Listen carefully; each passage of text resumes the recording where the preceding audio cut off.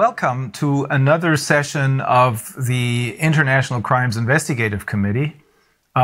Today we will take a closer look at the United Nations, which many people are aware of, that they are supposed to become the one world government as proclaimed in the Great Reset. So what is the United Nations about, and who do we talk to? Well, our interview partner is a former high-ranking member of the United Nations. His name is Calin Georgescu, and it is best to talk to someone who knows from personal experience what he's talking about, rather than to talk to someone who just has ideas about what is going on inside the United Nations. Calin, you used to work at the United Nations. What exactly did you do there? Well, I serve this institution, thank you for your question, 17 years, almost 18, if I can say. I start in Romania, in the United Nations Development Program, which, let's say, gave to me the chance to understand, first of all, the system. I was director for an important project, call it to coordinate the Romanian National Sustainable Development Strategy and Local Agenda 21, which I did for almost 40 counties in Romania. And after that, step by step, I arrived to different, let's say, events and in New York, and after that in Geneva, in many other countries, and I arrived also in the board for Europe in the United Nations Environmental Program. And the most important was that I was special rapporteur for waste, for dangerous products, almost 2 years and a half. And in all these things, I had a chance to have many meetings, many interviews, and particularly to understand how is running this system. But particularly in this position, I had a chance to arrive to, let's say, to the key people to understand how can work this train. And how did you arrive at the United Nations? Did you make a conscious decision, I want to join the United Nations because I want to help the people live better lives, or did they approach you? How does it work? Well, very good question. Yeah, in fact, even myself, I was absolutely sure that United Nations is a fantastic institution which can help the people and the welfare and the human being, and to be a good life, to have a good life, and everything to be in harmony with the nature. Because this is my background, environmental protection. So based on my background, of course, I arrived to United Nations, and I arrived to be, let's say, call it a specialist in sustainable development. But later on, of course, I find how, in fact, the things are moving. Because particularly when you are going in the field, you find the reality. Reality is not from the office, not from the newspaper, not from the TV. It's from the ground. And in the ground, I find that the most important part of the game, that the nature, the gods, the universe, give to us everything we want. Everything. So the universe can cover all our needs, but it's impossible to cover our greed. And the greed is not from the majority of the people. The greed is coming from a small part of the people.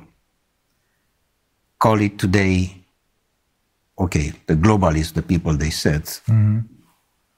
But it's not that, in my opinion, which is correct, that is fighting today between sovereignty and globalism. But the main important cause is the oligarch, the world oligarch system. This is the main important part. Are they the one who They control? want to have the control. And for this reason, UN, I understood your introduction. I don't believe that UN, which is this I find myself from inside, can be as the people they understood, or in general is this, let's say, rumor, whatever, that UN can be the new One world government. whatever. No, UN, it's exactly the platform, the bridge for the oligarchist system to control. And the oligarchs are the ones who gather once a year in Davos, the members of the World Economic Forum? Of course. And this is a point, because the UN agenda for 2030, as all the people they know, and with all the objectives great, that will be not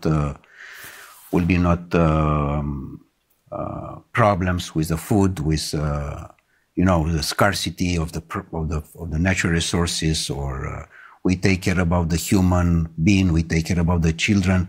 Everything is equal. This platform, this UN platform for 2030 with Davos agenda.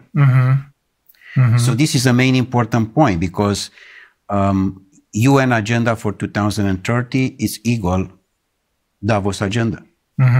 And here I want to underline one important point, that both of them are NGOs.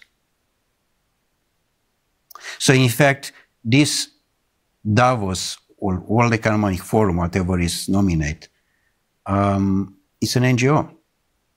And in fact, my first question, believe me, was when I arrived, first of all, in Davos, and I have seen so many control and powerful system. I mean, all the, let's say, Swiss police was engaged in this small, very well, city, Davos, which is, in fact, is a tourist one for winter time, for skiing, for that. So you cannot find so many troops in any part of the world that you can find in Davos. In other words, the public security agency, the official police, was used to protect a private enterprise, an NGO. No, an NGO, not private, an NGO. Well, that is a private enterprise, because they have member states, but the organization itself is a private organization, an NGO. Yeah, it's an NGO, yeah, but in a sense that we cannot discuss even about the business, let's say, industry. We discuss about an NGO. And this NGO was protected totally by the public police. This is number one. Number two is that in the moment when you go in and you can see the meetings and the discussion, the conversation, I find that everything is, how I can say, it's extremely strong control. In a sense, it's just theater. Everything was done before. It's just someone who make the artists who they are doing the show. So they just go through the motions. All the real decisions have been made in the background. It's made in the background, and everything is controlled. For example, this statement made by this guy Schwab, that when he said recently, that you don't have anything and you'll be happy. He lost the last sentence. You don't have anything, we shall have. In fact, this is the main important point. Yeah. And again, the problem is that the UN agenda is the same with Davos agenda. This, in fact, is my main topic for our conversation today. And of course, this how I can say, this extremely tough position which I had for in front of them was not only from that. It was because UN, in fact, was set up in 1945 as United Nations, the League of United Nations, with one simple purpose, Rainer, to take care and to build and to keep the peace strong and powerful. In a sense, to don't arrive never ever in our life with the Second War, which was a disaster. Yeah. So the UN as a successor organization of the League of Nations started out as something good. Something good, exactly. So for this reason, myself, I was there. And many peoples that I met, and I have a lot of friends there. So it was a fantastic purpose. And no, all of us, we can join such things. The problem is not this. The problem is that in different meetings, which I participate myself, I have seen the peace very small, like a Cinderella in a corner. And she wait to have a chance to speak. And she never had this chance. She's just waiting, she's waiting, she's waiting. And in fact, all the discussions, they were for war. But they don't say war. And why is that? It was very manipulated. Yes, they used everything stood on its head, right? Exactly, exactly. And when they say peace, they mean war. When they say justice, they mean injustice. This is a point. Exactly like in sustainable development, which I trust a lot in this, a lot, because I find fantastic for the humanity. And for example, for sustainable development, I have been to most of the meetings, and official and unofficial, and negotiation. I can tell you how is the results. The results is that in the end of the day, is just one conclusion: how we can increase the consuming. And sometime, of course, or many of the events, the most important is the gala dinner. How we can arrive to the food. So to increase only the consuming side, it's very dangerous. Because in fact, this was exactly the same situation with the Club of Rome, another important NGO. And you were also a member of the Club of Rome. And also I was the president for Europe of the Club of Rome for almost 2.5 years in Vienna, in Austria. And you encountered the same problem there. Exactly, because the Club of Rome was exactly as you said for United Nations. I mean, the starting point was in 1968 with a great mind, Aurelio Pecei, and a fantastic report in 1970, Limits to Growth, exactly as we discussed now.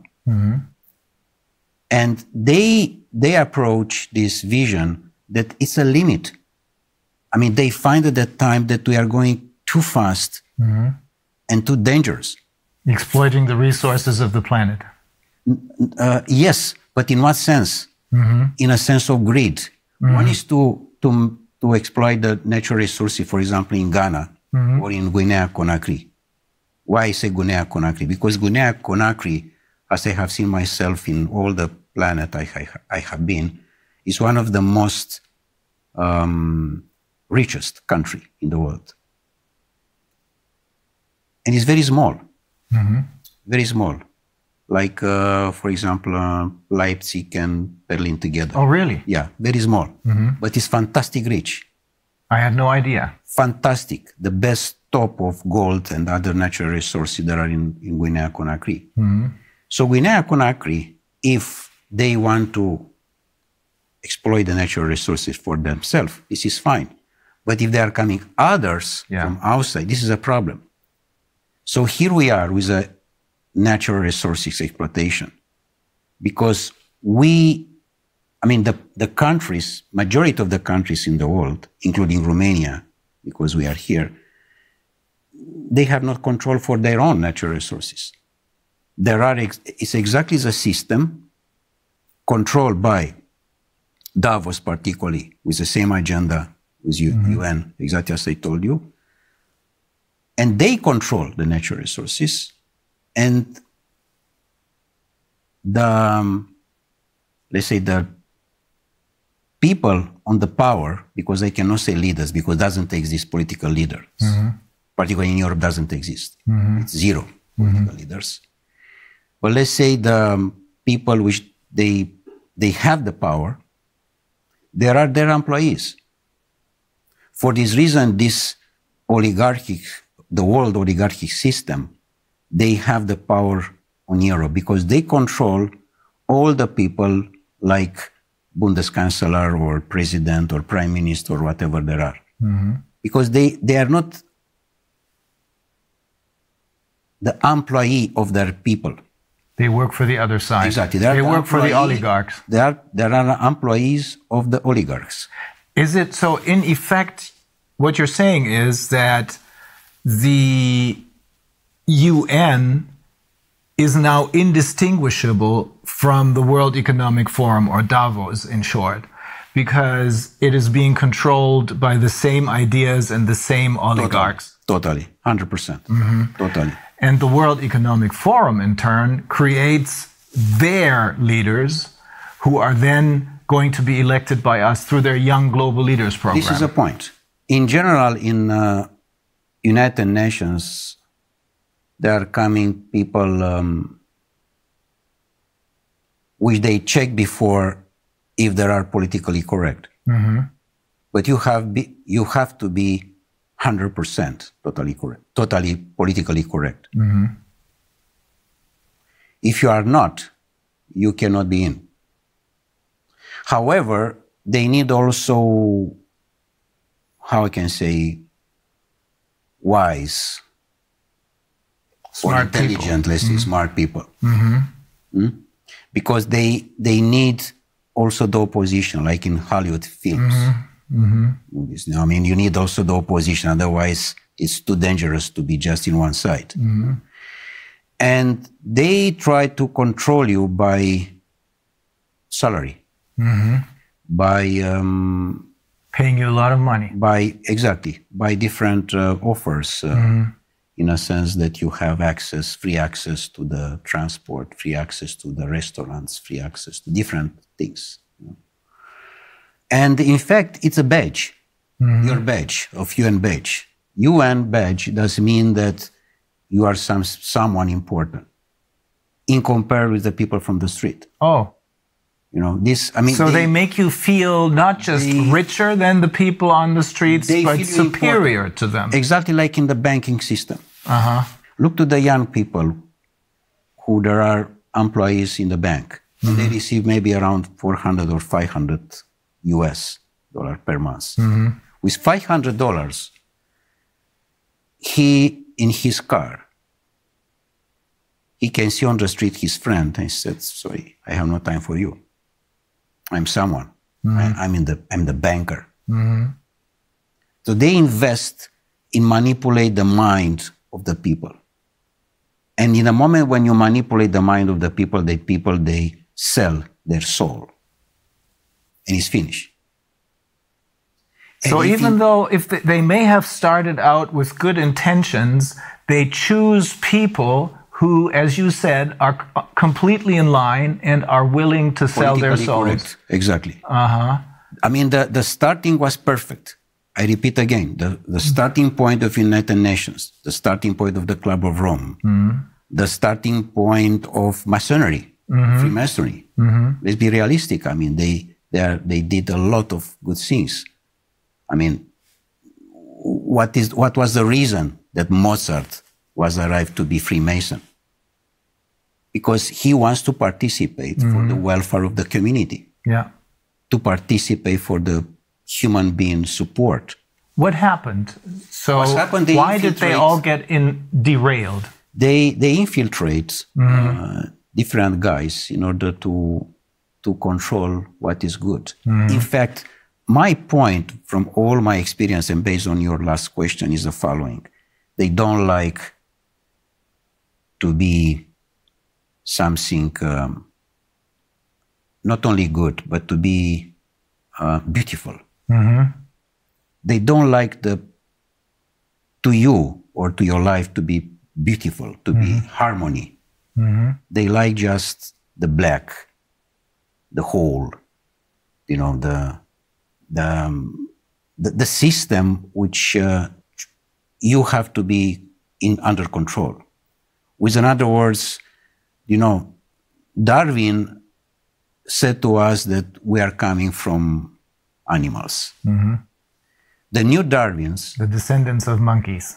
The new Darwins, they said they are coming from robots. And here we are. I mean, we discuss about the transhumanist process, which those people, they want to impose. And how they can impose. They impose in the moment when the people are totally, they believe that this system internationally, which is somewhere high from you, take care about you. And only if what they are saying you have to respect, which is wrong. As they are trying to push us today, you know very well that OMS to dictate everything about our health. How can be someone to dictate about me? And that's another NGO. That's the World Health Organization. It's just another NGO. Yeah, it's the same. I mean, they are, no one there was elected by anyone. No, they are just nominate. Yes. They are nominate in general the people who there are totally slave in their mind. Yeah, that's the only reason I can find why someone like Tedros, who in his own country has committed crimes, why this man becomes the chairman of the World Health Organization, only because no one elected him, but he's nominated, as you said. You are talking about the Egyptian, no, the Ethiopian. Ethiopian, yeah. You know what? I met him once when he was Minister of Foreign Affairs. He was before Minister of Foreign Affairs. Yeah. Yeah, I met him, I remember right now, in Geneva for a meeting. And he was exactly, you know, the definition of the slave. But I want to tell you very clear what does mean this, and to understand our people, who they are looking to us. You know, in the year of 60 was the great legend in United States, Malcolm X. Malcolm X was the leader against the slavery, remember? And he was the leader of the Black Panther movement, I believe. Exactly, exactly. And he was assassinated, by the way. Yeah. Exactly the same situation as with Kennedy. Because he defined this very clear, and he said, house nigger and field nigger. So Petros is exactly the house nigger. What does mean this? The Uncle Tom. Exactly. In a sense that I can see now, he said we, all the time is we. We does mean you, a slave, together with your boss. And you are we. You don't say my boss, you said we. Yeah. I mean, because he is part of the system already. Because the boss pays That's him. how house-trained they are. Exactly. I'm really surprised. House nigger. Which does mean the slave who is totally dedicated to the boss, even that is Brussels or is Washington, European Union, whatever. It's the same. And the field nigger, there are the people which they don't want that their country to be a field for others, which exactly we discussed today, in a sense that all the system, they want to control what? And here is the main important point, Rainer, that all the majority of the humanity, the people, they understand that what Davos said, that the control is about the financial and banking system.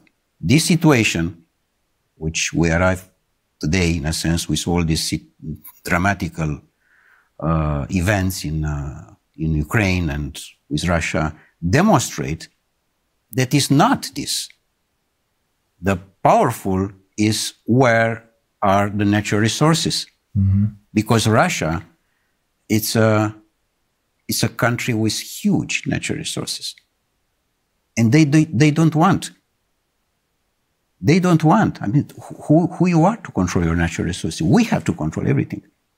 Look in Africa. It's a continent which I know quite very, very well. I spent almost 8 years in different missions and other things like this. So Africa is probably the most beautiful part of the world. And doesn't exist free country there.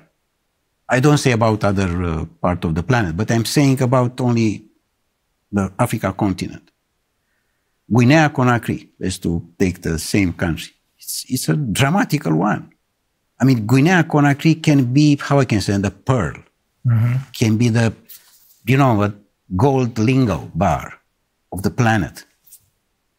Small, beautiful, fantastic, full of natural resources. Do you understand? Full. Full does mean full. And the people that are on the street with the device in the front and play games. What happened? Brainwash, all of them. They control exactly the presidency institution, and the people that are the slaves for their how do they control companies. The leaders of these countries? Again, through money, by offering them an education for their children? For their children, for their family, their one month Guinea-Conakry. It depends about France. Yeah, it's a French, former colony. In fact, the slavery didn't disappear, as those people said. It's most powerful as never. Only in a different sense. The door of the slavery, which we know from history, was Dakar in Senegal. Yeah. Is now all the continent of Africa. Everything. There are doors and doors and doors and doors, for slavery. And but the slaveholders are now different. In effect, it's the oligarchs who control the UN. The oligarchs is the same. And the oligarchs control the, for this reason, doesn't exist correct political campaign. It's just a full control, and they put exactly the person who they are. No real elections anymore. No, doesn't exist election. Come on. It's just on the paper. Because they know how they control this. And how it can manipulate the mind of the people to vote exactly what they want. So for this reason, sorry to interrupt you, the situation with Donald Trump was a big shock. They didn't expect that to happen. That was an accident, I suppose. Absolutely an accident. Not part of their game plan. It was the first time of the oligarch system was happened an accident. Because normally it have to be Hillary Clinton. Yeah. Not Donald Trump. Yeah. And the process which we are dealing now with this pandemic and all these liars was supposed to be in 2016. They were pushed into exactly early in start. a sense to be in 2020 to be a disaster regarding food and water. I see. Which normally they want to arrive in 2025 now. I see. So the plan was a little bit changed, and for this reason. Of course, they will not succeed. This is clear. The system is almost down. It's, but of course, there are the last moments, and we have to have the courage now, all of us, to say no. For me, the most important piece of this game, Rainer, is that what I have seen in UN to my colleagues, not only to, let's say, to the smart one, from which I had, is they don't have the power to say no. Because they know that in the end of the month is someone who push a button and in his bank account, there are coming few $1,000s. So it's all about money. Yeah. Money equates power. Now, you gave me some examples just to make this a little bit clearer to the general public. When we're talking about these people selling their souls, literally, they get everything for free transportation, free restaurants, pretty much. Pretty much. Important is that it's absolutely, you pay almost nothing. Okay. Plus they get a base salary. Yeah. And on top of that, they get per diem. Per diem. Per diem. And in some cases, that amounts to $2,000 a day per diem. Depends about the country. Yes. But if it's a country with a risk, it's quite substantial one. For example, you are going in Africa or somewhere. If you are going in Europe, it's hundreds. Hundreds. Yeah. But the important is that you cannot say no. If you do say no, you're going to lose all this. So this was my chance to be a breakthrough and to arrive in my consciousness and to say no. But the no have to be totally irrevocable one, like a legal decision, to be something which. Was there a particular incident that made you decide I have to get out of here, or was it a slow process? Well, of course, it was step by step. But the most important one was my last mission in Marshall Islands, where I have seen probably the most beautiful part of the world, and I have seen how a disaster was made by United States with the exercise of the atomic bombs in 1960, which they destroyed totally. Was most part of the archipelagos in Marshall Islands. You told me they destroyed the entire tuna fish population. The tuna fish, and because it's totally affected by the nuclear things. I mean, you cannot. By the radiation. It's not exactly by the radiation. You cannot clean like you clean the house. Yeah. It's not possible, this. But the most important was affected this paradise. With people, they didn't know that what exists, the Second War. They didn't know that exist doctors. And they didn't need any. Yeah, because they simply, and the average was 180 years old, 200 years old. Really? Yeah, and now the average is 35, 40 years old. The average age of when they died was 180 to 200? 180, 200. Oh my God. Exactly. And now the average is 40, 45. No more. Because to the radiation, of course. And the most important part was that in the moment when I arrived with the report in Geneva, back from the mission, they did everything.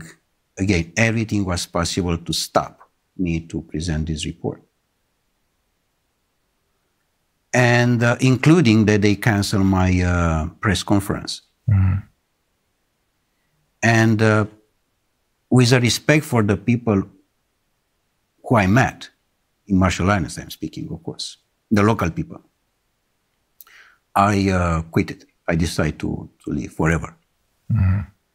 So it's not a process of, let's say, someone to say to me or to push me. It was a point of consciousness, plug off matrix. This was done from me, in a sense that UN could be a fantastic, can have the fantastic role, but is not, because it's totally under control of the oligarchs. And they try to push so hard this situation that I find in many cases that the people which they assume that they are the employees, I mean, from top to the down or whatever, there are absolutely ridiculous slaves, in a sense that nobody can has the power to say no. Just yes men, everywhere. Are there no exceptions to this rule? No exception. And do you know how much costs per year the building in United Nations in Geneva, only in Geneva? It's $2.5 billion per year, just to keep this building with all the employees, with all the cost, with everything. 2.5 billion. 2.5 billion. What you are doing with 2.5 billion in Guinea-Conakry, by the way, we can rebuild all the country in one day. 2.5 billion is not 2.5 million, in order to be very clear, 2.5 billion. So the situation is worst in the moment when, and this is my main important point to you today, is that this is a continuous process. It's not something which was starting and could be stopped, or no, it's permanent. They find and they replace the people with another game players, you know, which they don't know that they are doing this job, but they know that they have a job, and particularly today, with all the problems. Can you imagine what is there? I mean, it's a life of the dream to be the employee of UN. The fact that you work for the UN gives you other special privileges. You told me that you can travel anywhere. You don't need, because you have your UN passport, right? When you have the UN badge, to say like this, you, first of all, you can travel of business class everywhere, even by train or by plane, everywhere. And you have all the privilege. And with this, does mean that you are there. And you don't even have to pay for that? I mean, if you travel business on a plane, you have to pay for it? No, everything is paid by UN, of course. It's not by me, in fact. I don't pay anything, in fact. So it is basically the taxpayers of the world who pay for this, without even knowing it. Yeah, and in fact, the money, they are coming from the country, because it's a contribution for each country. For each member state. For each member state. Each member state make a contribution, of course. Nevertheless, that before, I want to very, very clear, before UN and all the situation and the people there obtain fantastic results regarding different aspects. It's a high diplomacy, I'm telling you, frankly. I mean, it's, for me, was a fantastic school. If you are say to me now, I mean, go to the 3 or 4 university, is zero in comparison to what I learned in United Nations. So it's also a good, a fantastic point, because here you can meet the top diplomatic people, the top diplomatic conversations, the negotiation, which train you fantastic. But in the end of the day, it's the same results. So I think my advantage now for Romania and also for Europe, and what we want to do now, is that I know how is running this system. And it's important to know, because the future of humanity have to be the free men. Sovereign people who realize that they have their own personal sovereignty. And to respect the sovereignty of the person, of the human being. Because that's where democracy starts, with the individual. This was start, but it's not. And for this reason, we have to reconsider that democracy was happened just in the ancient Greece, long time ago, but doesn't exist today.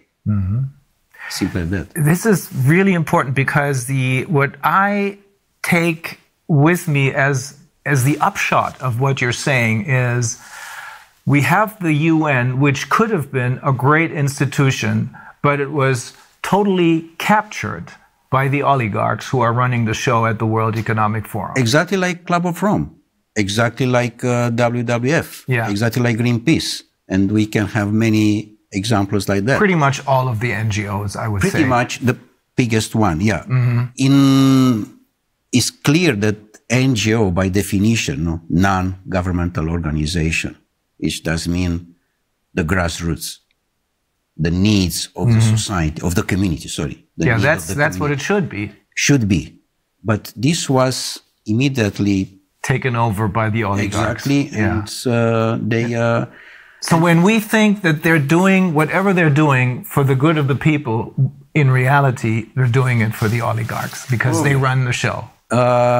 And also it's another one, for example, another NGO give money to another one. For example, National Endowment for Democracy. Do you know about this? Yes. Was in totally wrong direction, and of course they try to they support different other NGOs, but exactly it's a very, very, how I can say,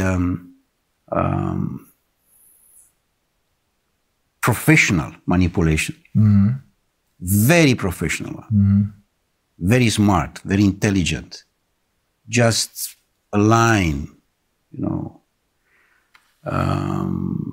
very, very soft. You don't understand that you are part of the system. So here I want to arrive in our conversation, Rainer, that if the people, they understand what does mean the life today, all the governments, they disappear. Once they understand that their governments are not their governments, but their governments, the oligarchs' governments. Not only that they don't understand the life, because the life is not what we know today. For example, we are going to the hotel or whatever we are doing there. We are in the house. We wake up. We go to the job. We are going. Our boss say that we are going to another country. We take a hotel. We take the plane. This is not the life. The life is totally different. The life is how we can approach the nature, how much we are staying with us, how much you talk with yourself, how much time you spend in one day just for you, only you. In the moment when you spend more time with you, you are more creative, more elegant with your family, with your wife, with your children. The harmony is important, exactly like in the nature. And by the way, how many wars do you know in the nature? Doesn't exist. It's not the wild boar from the wild boars from the north. They have a war with wild boars from the south. Doesn't exist. Only in the human being exists this war. So what you're saying is when people talk about spending quality time with their children, what we should really talk about is having a quality life, not just a carved out niche, but a quality life. And that must be totally disconnected from these global corporations and this NGOs. Is a point. Quality life does not mean that you are going to the mall with your children and with your wife to see a movie and to eat sushi. Not.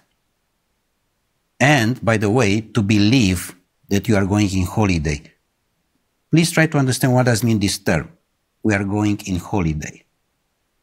This is wrong. And exactly this is a manipulation. I understand. For the employees of UN. With the money in the pocket, I'm going in Caribbean, in Madagascar, and you believe in all these dreams that you are the boss in compare with another one who is going in his own court. Yeah. But normally, holiday have to be each day. And in fact, doesn't have to exist, the terms holiday. Because the life is a presence of holiday. We have to enjoy. We don't know to enjoy the life, Rainer. Yes. And they are very carefully for you to don't enjoy the life. Because the moment when you enjoy the life, you are in the wrong direction for them. You are an emotional delinquent. And you don't have to be. You don't have to have emotions. With other words, you don't have to have love. In the moment when you have love, which is the most powerful thing which the universe gives to us, you are not for them. You are someone wrong. And you have to be quiet immediately. So you have to be just a robot, to respect and to work for what they are looking for. For them, in effect. For them. In fact, the majority of the people, they are working for them. This is a problem. They are not working for their self. They are not working for their own country. For this reason, this is so much poverty, which number one in the Millennium Objectives is to eradicate the poverty. This is absolutely bullshit because they don't respect anything from that. The poverty is much bigger than ever. The disaster of the school, it's much bigger than ever, because here they control the people with the school. Because in school, in the moment when you are not free and you are just educated to be robot, you are in their hands and you cannot be free because you respect exactly the system. I want to underline again this point. We don't know what does mean the life, and this exactly they are looking for. Even, for example, your job, you are a lawyer. Normally, you defend a man to another one, correct? More or less, simply. In criminal law, you're a defense lawyer, and in civil law, you represent one against another. Exactly. Which in the normal life, like in Marshall Islands, this doesn't exist. Because you don't need a system of rules for justice. Exactly. Because I know you are not only a human being, you are a creator, co-creator. So my report with you is to understand how I can increase my consciousness and how I can participate with my consciousness to the consciousness of the universe. So for this reason, doesn't exist lawyers normally, doesn't have to exist doctors, exactly. Or politicians. In general, who is going now in politics is someone who doesn't know anything. Yes. He has any job. If you ask him what you are doing. Yeah, this is basically true for all the politicians that were elected over the last 30 years, I should say. Yeah. Before that, that may have been different. But ever since they started their Young Global Leaders program and the influence of the World Economic Forum over the UN, which is now obviously, as you're saying, totally under the control of the world, indistinguishable from the oligarchs, this influence has made it possible for them to infiltrate all layers of society with their own people. This is correct. Absolutely. With their puppets. This, of course, this doesn't mean that we have to leave the situation like that. We have to have courage and to change. Yes, we have to be involved in politics because this is a situation now which the position with who we can change. So we have to use all the terms in order to do that. And the humanity today has a big chance with this situation. Because it's a chance for us to wake up. It's a chance to reconsider our life as was done by Creator for us, for each of us, from the beginning of the humanity. Otherwise, it's clear that humanity disappears. Exactly like Einstein said regarding this nuclear power, which you know very well what was made by them exactly in the Second War and was used. The science was used against the human being. Yeah. Which, of course, in the moment when they are using that, hopefully, of course, not, it's the end of the humanity. But they have, and they invest to have, and they reinvest to have, and there are, you know very well, we can destroy few planets, not only one, with what we have now today. So it's clear that we are in the wrong direction with this. And in the moment when you have organizations which can change your mind, they have to reduce to the silence. Exactly as UN, which was starting very good, again, was fantastic. But in principle, behind, there were others which they know how they drive this manipulation. In my opinion, Club of Rome, for example, was started quite very, very strong. I mean, the Limits to Growth was the most powerful book or report, whatever, in the history. Because what show to the people, we are definitely in the wrong direction, we have to stop. Otherwise, it's a disaster. And this was manipulated so delicate that Club of Rome now is absolutely nothing. Because they arrived to the climate change, they arrived to the carbon credit, things which doesn't exist. And this is all about money. It's not a manipulation. Because through the ICCP, they're creating more money out of nothing for themselves simply by lying to the people about climate change, which doesn't exist. Yes. Climate change. Well, I'm not saying this because this is what I think, but it's because the founder of Greenpeace, Dr. Morris, I forget his last name. He had the declaration. Yeah, and he's a scientist. He holds several degrees, one of them in biology, I think, and he explained to us in great detail that climate change is a myth. They invented it so that they would be able to sell these... Not only to impose a fear of the people and to accuse you. That is always the major problem, fear, because that's what they're using. And in order to keep us in fear, they need to have all of their little tools in their toolbox. Corona, the virus pandemic, the war in Ukraine, food shortages, climate change, global warming, all that. It's all a myth invented by the oligarchs so that they can make money and keep us in control. Is that the short version of what you're saying? Exactly. How you can control the people. You control in the moment when you use the most important emotion, the fear. In the moment when you are controlling this emotion, you are the boss. And the people, they remain blocks in this situation.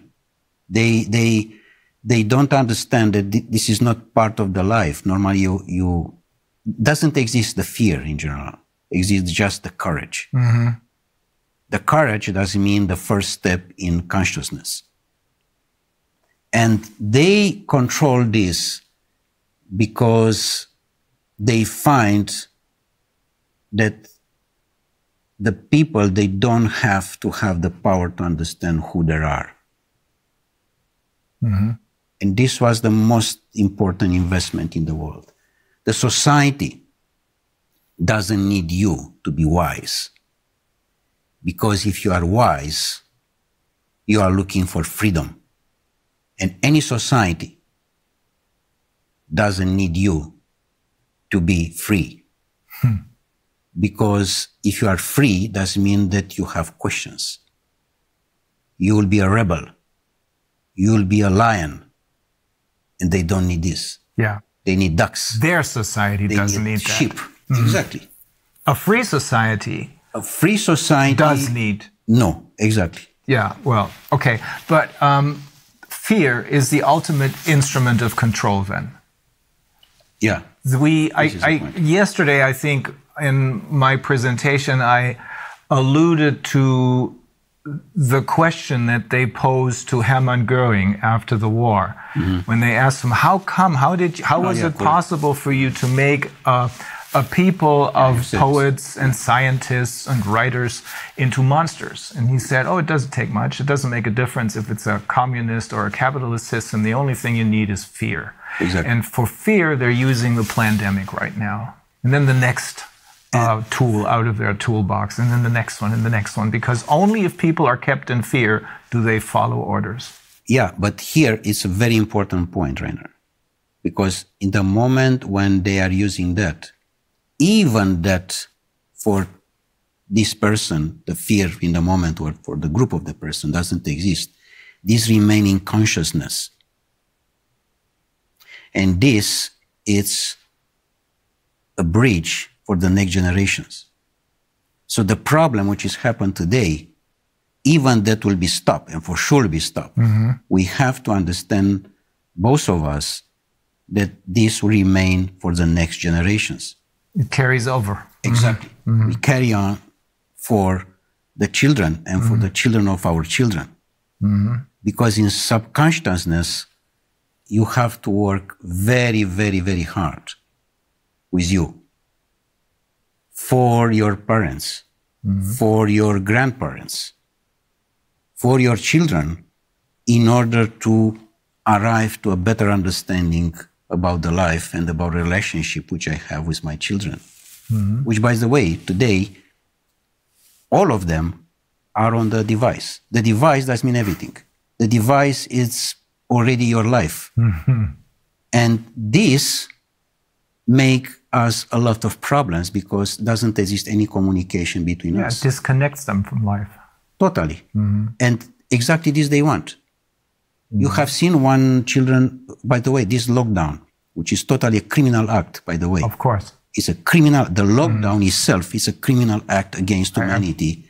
I 100% agree. Because you put the children, particularly, to stay on the computer most part of the day, and they are totally dependent about the system itself and about the substance which the laptop or whatever they give to him or to she.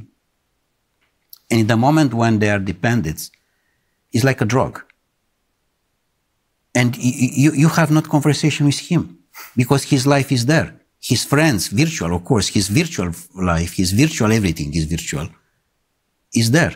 And you, like father or mother, you try to approach his heart and you can't because he's there and you are here.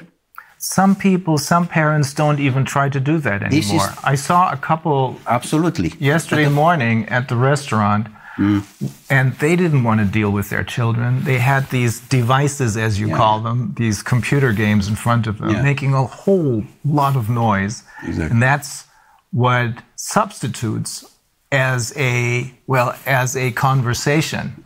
But it is not a conversation because you're talking, you're cooperating with a tool, with a machine, really. That's probably another step into transhumanism. This is because the end of the transhumanism is the post-transhumanism, which is a most catastrophic situation of the humanity. Transhumanism is a transition, the transition to a robot. So we have to say no. The humanity, and this is my message, the people, they have to say no. They have to use this word, which is just very simple, no. Yeah. Say no. No, I do not consent. That's the point. Yeah. So ultimately, when you're saying we have to say no, you're saying you have to say no to the UN because they are really the oligarchs. And when they're talking about peace, they're talking about war because they're interested in war because that's a good way to make money. When they talk about wealth and economic liberty for everyone, they're talking about poverty because keeping people in poverty makes them money. You control. Yeah, you control. Them totally. I mean, in the moment, you know how many there are? More than 1 billion official, 1.2 billion people under $2 per day. Oh. The problem is that these oligarchs, all of them are related with the system of the pedophilia one. Because we know that there are more than 8 million children per year which they disappear. 8 million does mean the entire population of Austria. They disappear without any information, simply like that. And this is the transhumanism. So this criminal act is have to be stopped. And we stop in the moment when the people arrive in the consciousness and the people they arrive to understand that this is not their life. Otherwise, you know, we are not in the line anymore with what to receive from the nature. We receive a fantastic planet with a fantastic resources, and we destroy entirely. Because if I can tell you only about the fishing industry, Rainer, which I know very well also from my job, the fishing industry today is a disaster for the oceans, because the fishing industry take everything from the ground, everything, not only the fish which you need or the small fish you are looking for, no, everything. And everything does mean everything. You just is Sahara in the bottom of the ocean. Yeah. So everything is doing just for greed. For this reason, now we have not natural resources, because we destroy, not we destroy, we take everything for our greed. Exactly like Nestle. Nestle take with $1, 1 million cubic meters in whatever country in Africa, and they sell, you know very well, with $2, one bottle of 300 grams, 300 milliliters. They are trying to monopolize our resources. It goes very far. We have learned from some of the people who we interviewed, we have learned they're even trying to monopolize the air. Do you know how is with this situation with water, by the way? I present this also to my students and also in UN. I made a report on that. I said, this is wrong to have a plastic bottle on the table. Number one, because it's in the plastic, which automatically is not nature. But number two is that because the water have to be in any place, in any house, in any restaurant, free. Free. How you can have the idea to make money for what is natural? Yeah. This is for everybody. Yes. It's not only for me. But we have come used to this already as far as water is concerned. I wonder if people will get used to being able to consume the air only if they pay for it. Yeah, of course. They are coming now to this point, yeah. But so the answer to everything is to say, to connect with nature instead of connecting with the UN and its puppets. That's a very short answer, but, but I think that's what this is all about. Don't believe what these people are telling you. The people who have been fooling you all along, believe in what nature has to offer us. I can tell you one point. I can reduce this to one small sentence. Trust in you. Believe in yourself. Be yourself. It's all about be yourself. Personal sovereignty. This is my only strong message for everybody. Be yourself. Very good. I mean, be yourself before there's someone to say who you are. Knows who you are before there's someone say to you who you are. Thank you. Thank you very much, Calin. Thank you. I appreciate it. Thank you too. So today's conversation was about who should we trust? And the short answer is we should trust ourselves. But in order to be able to trust ourselves, we have to know who we are. And that means to not let anyone tell us who we are. Not the UN, because they're run by oligarchs, and not anyone else. We have to know ourselves who we are, and we have to connect with nature instead of with people who are trying to tell us what to do and what not to do. Thank you very much.